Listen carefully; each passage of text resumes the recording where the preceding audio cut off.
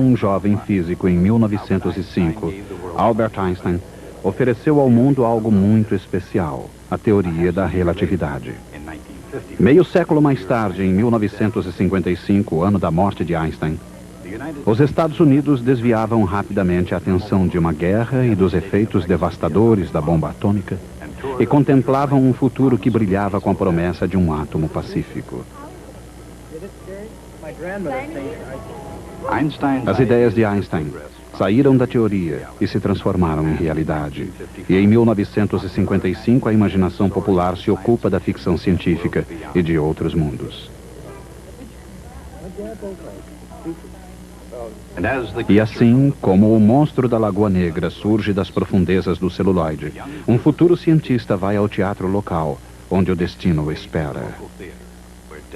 Daqui a pouco, ele entrará em contato pela primeira vez com as grandes ideias de Einstein.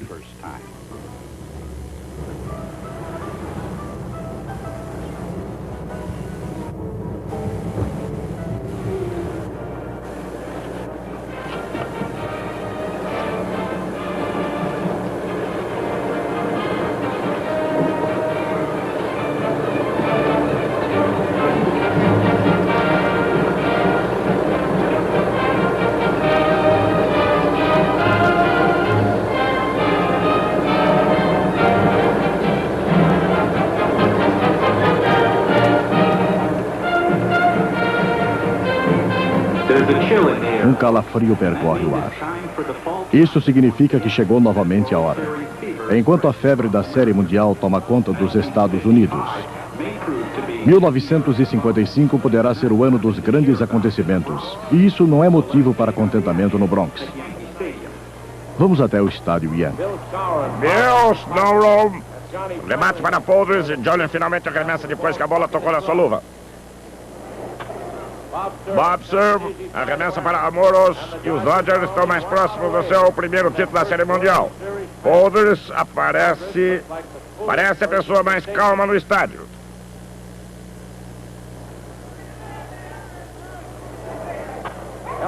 Elston Howard passa uma jogada para Pee-wee Reese e os Dodgers são finalmente campeões mundiais. Delirando de alegria, atletas e torcedores cercam o jogador do Brooklyn. Na sede dos Dodgers, o pandemônio provocado pela grande vitória. Impondo o ritmo de alegria, Gil Rogers, Duke Snyder e Don Newcomb. Este é o grande dia de beisebol do Brooklyn. Os jornais dão notícias e manchetes. A ponte do Brooklyn vira uma grande confusão por ocasião desse monumental evento. Enquanto isso, no outro lado, atletas amadores já se preparam para a vitória nas Olimpíadas do próximo ano em Melbourne. A Austrália está lá embaixo, mas esses atletas esperançosos já estão se preparando para os Jogos. Mas os preparativos para as Olimpíadas de Melbourne não foram os únicos Jogos de 1955. Perto da Rua do Lido, na lendária academia de bilhar Chalkers, acontecem coisas nas sombras que nem mesmo o monstro da Lagoa Negra deve saber.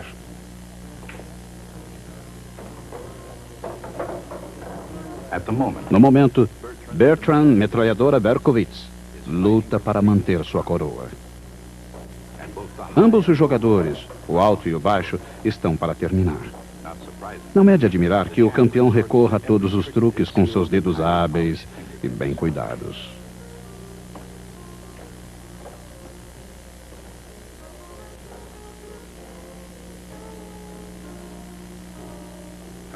No entanto, sob os olhos atentos dos juízes, nem mesmo metralhadora pode desrespeitar as normas. Aparentemente, existem certas normas que não podem ser desrespeitadas. Como as leis da mecânica clássica de Isaac Newton. Pelo menos até que Albert Einstein entrasse em cena, elas se mantiveram imutáveis durante os últimos 300 anos.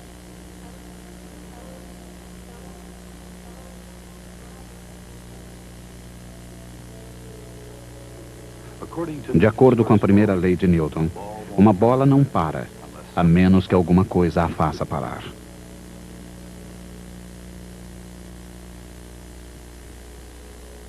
Sua segunda lei, que permanece igualmente infringível, explica de que maneira se pode parar uma bola e, ao mesmo tempo, como se pode fazer uma bola rolar.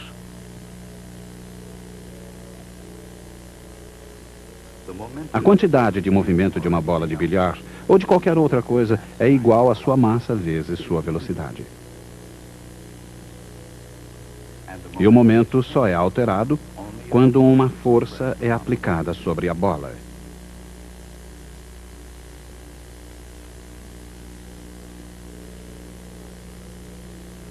Mas quando duas bolas colidem, a força sobre uma das bolas é igual e oposta à força sobre a outra.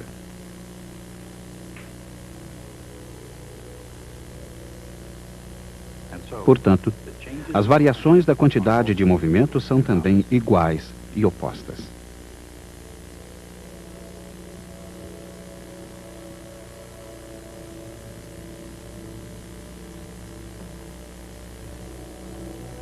É por isso que a quantidade de movimento total das duas bolas permanece constante.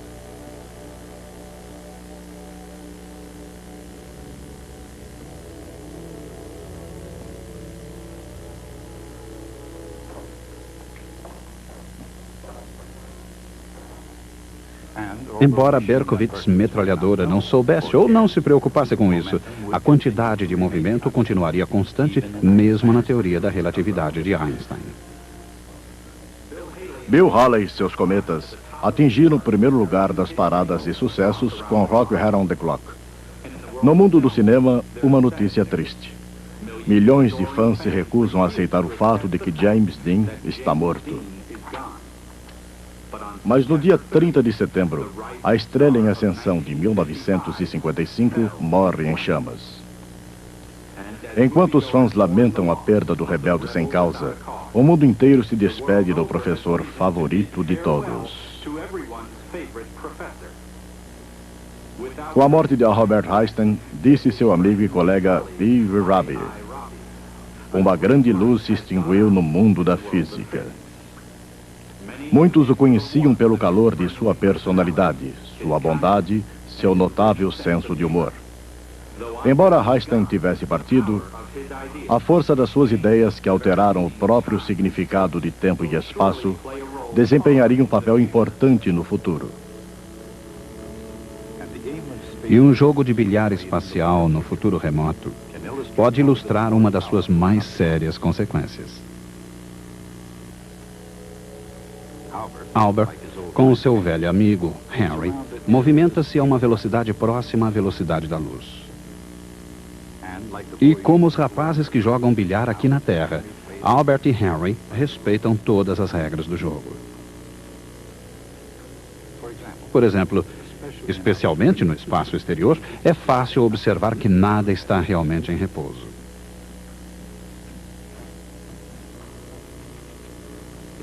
A diferença entre mover-se e ficar parado depende apenas de quem observa. Mas não importa quem é o observador, Albert e Henry dirigem-se um ao encontro do outro a uma velocidade próxima à velocidade da luz. No momento crítico, Albert arremessa sua bola para cima, para o espaço.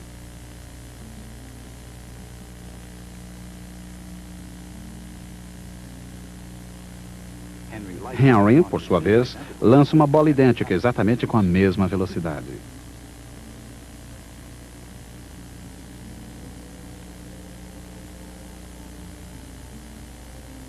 Se ambos jogarem direito, as bolas colidem no espaço e retornam para cada um.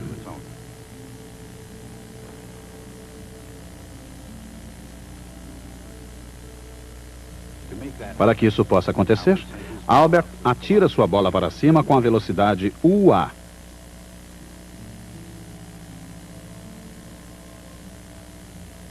E no mesmo instante, Henry atira sua bola para baixo com a velocidade UH.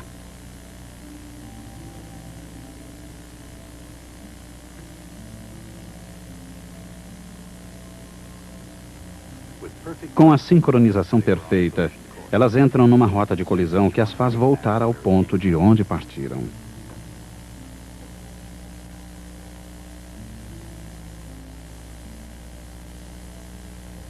Cada uma teve sua velocidade alterada na mesma intensidade, mas na direção oposta. Isso significa que no caso de massas idênticas, as mudanças de quantidade de movimento foram iguais e opostas exatamente como teriam sido no Chalkes. Pelo menos isso é o que parecia de um determinado ponto de vista. Mas todos os críticos sérios do jogo sabem que é necessário um diagrama espaço-tempo para observar as coisas de uma perspectiva correta.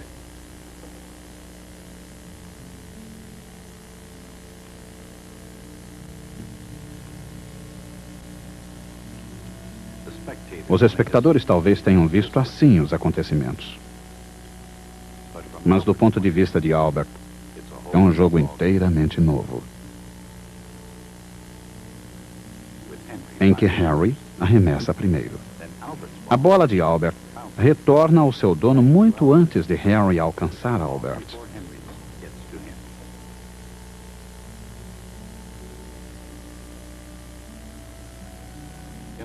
Em outras palavras, do ponto de vista de Albert, o veloz Henry iniciou o jogo enquanto Albert esperou um instante crucial para lançar sua bola de bilhar no espaço.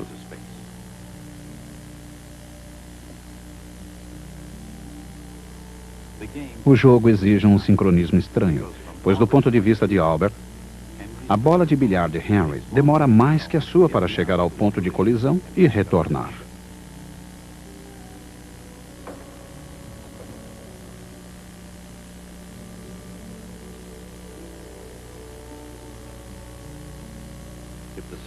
Se o mesmo acontecesse a duas bolas que colidissem numa mesa de bilhar, teríamos a impressão de que a bola azul era maior, pois ela não se desvia tanto quanto a outra bola. Isso seria verdade em termos quantitativos. No sistema de referências de Albert, a bola de Henry foi lançada a uma velocidade U'(H), enquanto a sua bola foi lançada com velocidade U'(A).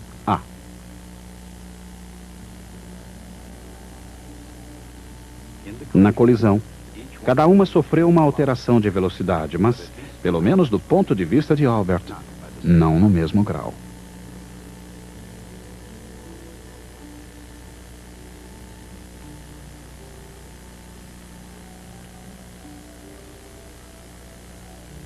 Assim, para que possa ocorrer a mesma variação da quantidade de movimento, a bola veloz de Henry age como se tivesse uma massa maior.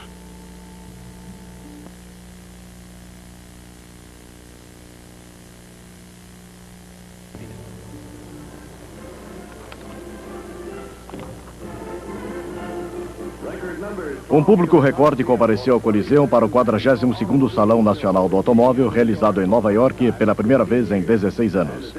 Para compensar o tempo perdido, o salão é montado com grande luxo. Há uma grande exibição de potência com uma infinidade de motores e acessórios nos 124 modelos expostos. Os carros são mais longos e mais baixos do que nunca, graças em parte às rodas menores de 14 polegadas. A maioria dos 51 milhões de carros usados hoje parecem caixotes em comparação com esses barcos de sonho. Na categoria de barcos de luxo, este modelo oferece tudo ao executivo atarefado. Assim, o trabalho compensa. Observa-se uma tendência a carros mais esportivos, mais coloridos. Os gênios de design de Detroit acompanham o país. O automóvel americano pode ser sólido, mas até mesmo uma nave espacial sem peso possui uma certa massa. De acordo com a lei de Newton, a massa é o que relaciona a força à aceleração.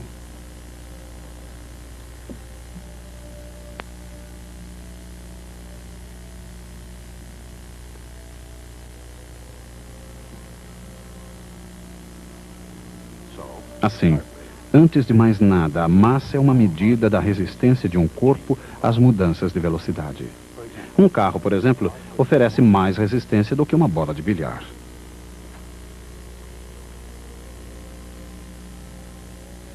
E uma bola em repouso resiste menos a uma mudança de velocidade do que uma bola em movimento.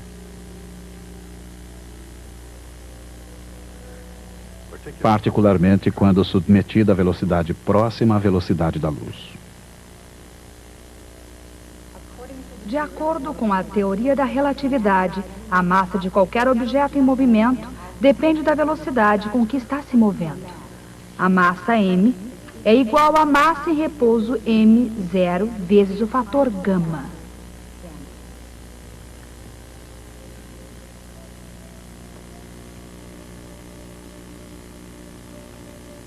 Assim, através de todo o universo, a massa, como o tempo e a distância, dependem de ponto de vista. Em outras palavras, a massa de um objeto depende de sua velocidade.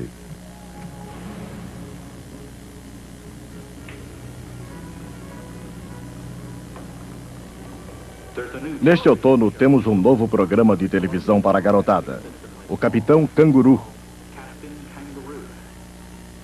Esta semana, crianças de todas as idades afluem em massa para ver a mais nova atração de Walt Disney no sul da Califórnia.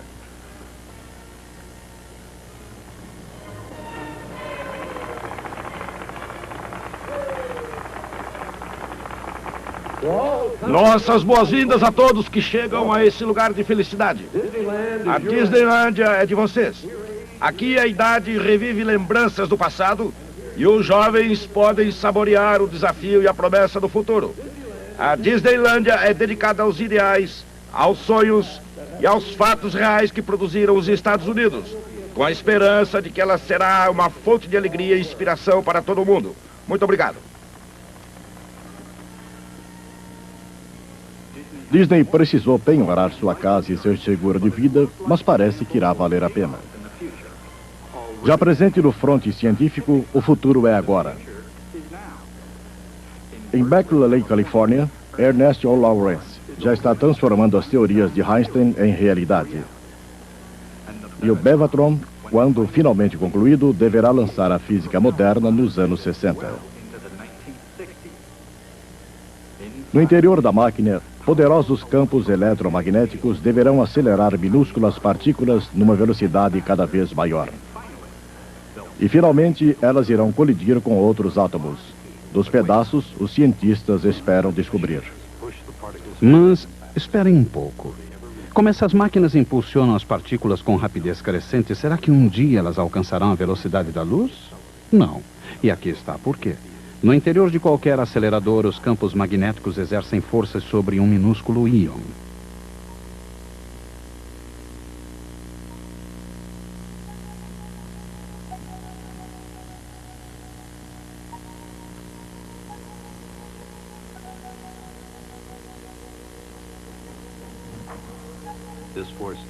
Essa força aumenta a quantidade de movimento, m vezes v do íon. Assim, a velocidade aumenta.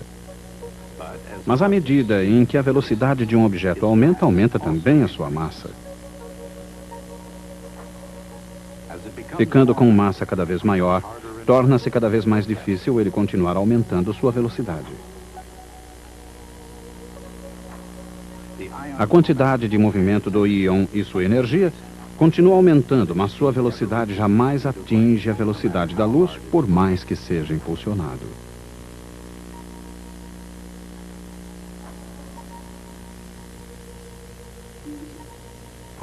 Quando se impulsiona um corpo, isso faz aumentar a sua quantidade de movimento, não apenas aumentando sua velocidade, mas também aumentando sua massa.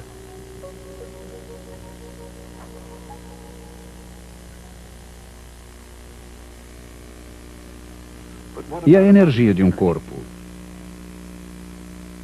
Toda vez que uma força age sobre um corpo, ou um corpo age sobre um objeto, a energia cinética aumenta.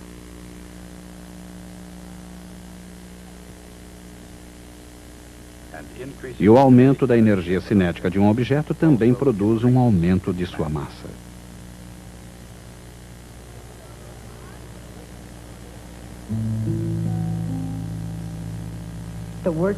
O trabalho realizado por um corpo é igual à força integrada sobre a distância através da qual ele se move. Esse trabalho se transforma na energia cinética do corpo.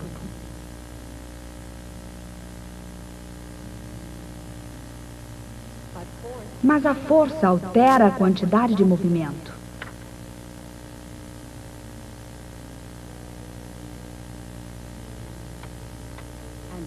E a quantidade de movimento depende da massa, que também varia com a velocidade.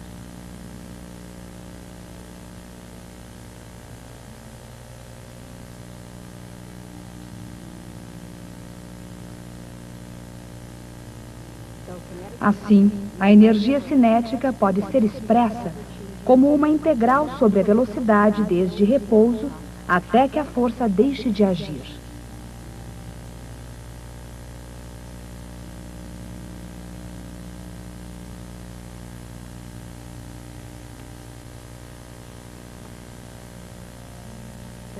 O resultado parece mais complicado do que realmente é.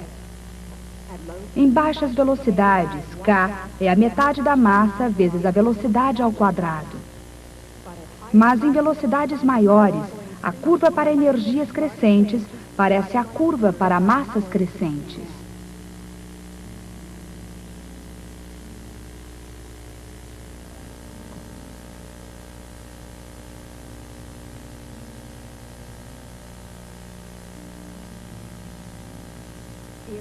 A equação mostra por quê. Em qualquer velocidade, a energia cinética é igual à variação da massa vezes c ao quadrado. E como m0 é a massa do corpo em repouso, a quantidade m0c ao quadrado é chamada de energia da massa em repouso.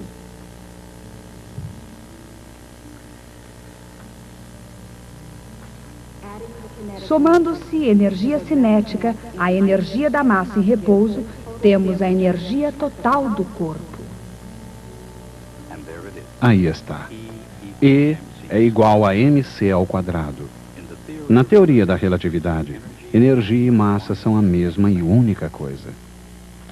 Mas se uma energia adicional aumenta a massa do corpo, será que um objeto perde parte de sua massa ao perder energia? Einstein disse que sim. É o que acontece, por exemplo, no interior do Sol.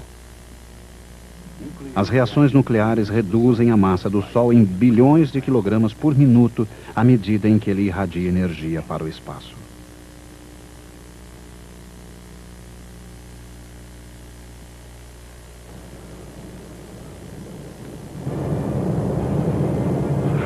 Desde o primeiro momento em que o homem controlou a energia do Sol sobre a Terra, a humanidade vive sob uma nuvem de devastação potencial. Mas hoje os cientistas estão aprendendo a domar o poderoso átomo e a canalizar a sua energia para fins pacíficos. Na Assembleia das Nações Unidas, o presidente Eisenhower decidiu enfrentar o novo desafio dos átomos para a paz. Contra o negro pano de fundo da bomba atômica, os Estados Unidos não desejam simplesmente exibir força, mas também o desejo e a esperança da paz.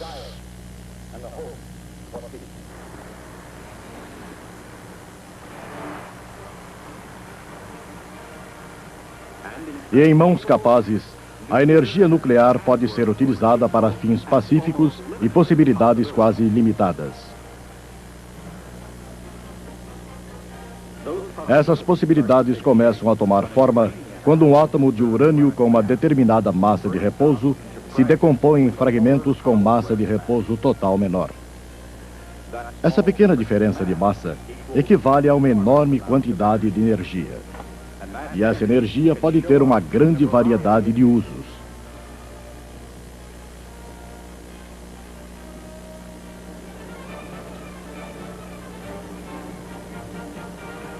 Por exemplo, Argonne em Idal tornou-se a primeira cidade do mundo iluminada pela energia atômica. Onde, quando e como isso vai acabar, ainda é assunto de especulação e motivo de preocupação dos cientistas de amanhã.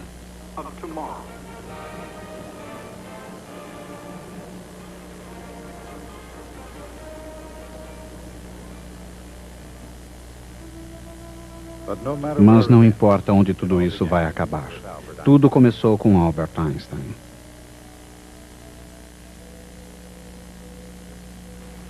Jogando segundo as regras, Einstein descobriu que a massa se altera com a velocidade.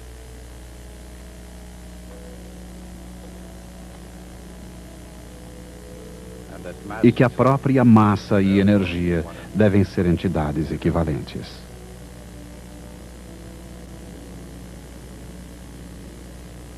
É óbvio que a idade atômica começou em 1955.